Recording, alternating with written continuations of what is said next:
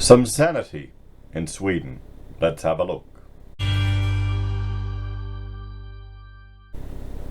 Hello everyone, Florian.heise here, and welcome to another episode of HeiseSays. Grab your stein of coffee. Let's have a look at some information about what is happening in Sweden. Now, if we jump over here, we can see the Johns Hopkins map of all of the COVID cases. And I'd like to change this from global deaths to global recoveries. Because, well, that's the perspective we need to have, guys. You need to have the perspective of how many people have safely recovered from this. It's a lot more than the number of people that have died, and sadly some people will die. We're all going to. That and taxes are the two inevitabilities of life, unfortunately. But it's something that you have to, well, learn to come to terms with. Otherwise fear can be used to control you. I'm starting to see that more and more. So Sweden, they took a different path to many countries in the world. They were criticized for it. They've had 657,000 cases. They don't seem to record the number of people that have recovered. But their case to fatality ratio, you've got here 2.09, 2.06, 2.32, 3.04, 2.42, and 2.49. So they're not that different to other parts of the world. You've got in Germany 3.1, 3.75, France 2.29, the UK 2.96. What about Madrid? Let's have a look there. 2.37. So it's similar to other parts in Europe. Finland 1.32 and Norway 0.88. Both much lower. So that's a little interesting. And if we zoom further out, we can see America. Oh, and look at Mexico. Look at the, there you go. Look at the fatality rates over in Mexico, over 15%, guys. 15% there. In America, even in New York or New Jersey, 2.96, 2.73. You zoom out even further, and you can find this map. So Melbourne is pretty high actually, at 4%. Everyone, and Dan Andrews is still really popular. 4%. Tasmania is very high too, 5.56, 2.57 in the 5.4 in the ACT, and 0.45 here in Queensland. We've had very few cases here, and we've got 12 active, 6 deaths. So, I mean, in Queensland, you go out and about, it's like no one's even worried. No one cares. So you want to look like that. You want to look at the fatality ratio of different parts of the world. So Sweden took a different path. They didn't have the same economic restrictions as other countries did to mitigate this illness. Then all these things came out in the media. Oh, they're going to regret it. They're going to regret it. But do they?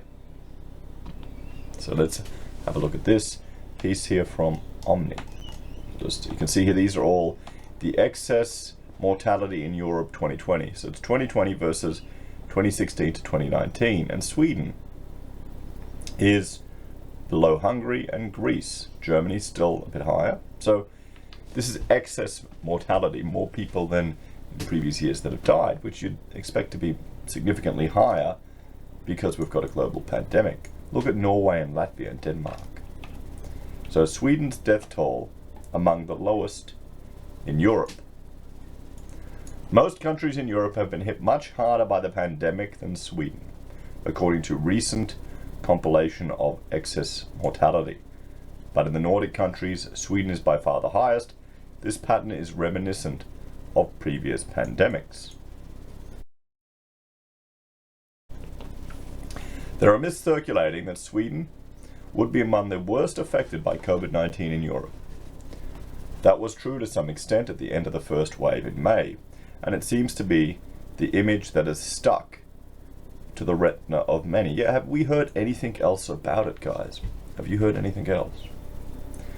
But now you see that Sweden is one of the more mildly affected countries in Europe, says Fredrik Chapenter, Lundivest, historian, I butchered that, sorry, at Stockholm University and author of the book Corona, the Pandemic of Our Time in a Historical Perspective. About 2/3 of the countries in Europe have a significantly higher excess mortality rate than Sweden, but in the Nordic region, Sweden is still by far the highest.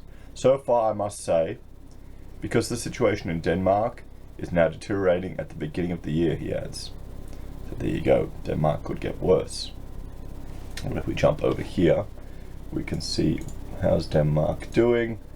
Their active cases are 210, 6,300 active cases. What's their incident rate? 3,640. What about their fatality rate?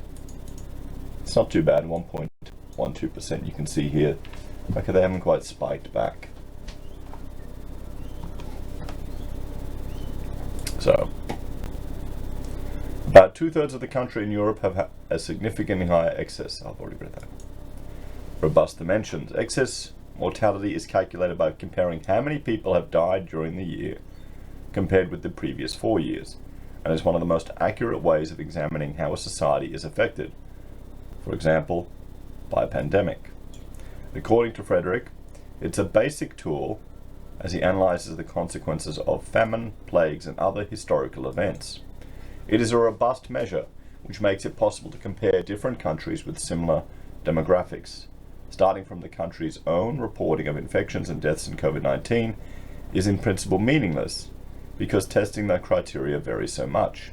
In addition, doing it week by week at the beginning of a pandemic is almost bland, as the situation changes drastically the longer the infection lasts. We already know this from pandemics, said Frederick. By compiling the latest available data on excess mortality in Europe in 2020, he has seen the patterns that are largely reminiscent about how previous pandemics have hit Europe. A typical phenomenon is that the countries that are slightly affected during the first wave get a much harder blow during the next wave. Areas such as Central and Eastern Europe cope well with the first wave, but were hit hard during the second wave of autumn and winter.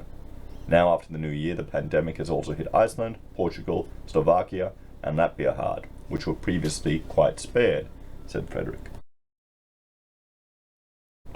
So, here's the argument, everyone. Using the excess mortality approach as a way to measure the impact of this pandemic, we can see here Sweden is nowhere near, look at Liechtenstein, Spain, Poland, Slovenia, Italy, Belgium, all up there. Liechtenstein over nearly 20%, guys. Or looks like it's over 20%. Look at Malta, Latvia, Great Britain, right up there. It's almost like these restrictions and lockdowns aren't having the effect that people anticipated, aren't mitigating it. It's funny that. So I thought I'd share this with you because, well, it's quite interesting to look at it from this perspective. And that's the last, someone made a comment on a video, you know, Sweden seem to be regretting everything now. Doesn't look like it. Looks like we've got to keep up to date with these things, with these sound bites, guys. At the very least, you know, we can be positive that, I mean, there you go, there's the growth there. We can be positive with how many people have recovered, everyone. We've got to keep that in mind. They're just going to harp on about case numbers. We need to remember the recoveries. That's what's important. Particularly if this type of stuff scares you or gets you depressed, because then it can be used for political power. I think, you know,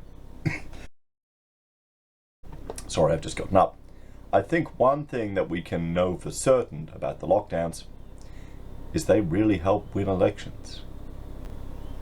What do you reckon? Anyway, guys, thanks for watching. Please like, share, and subscribe to the channel. If you're a fan and enjoy the content I create here, there are a few ways you can support us. You can join the channel on YouTube or Patreon. You can support us using our affiliate links from Amazon, eBay, Independent Reserve, or AussieBroadband. You can buy merch from HeiseSays, use Gold Pass from the Perth Mint, or support us via PayPal. You can also join SelfWealth or MeetRx and help us with access to that. Take care, guys. I'll see you next time. Bye for now.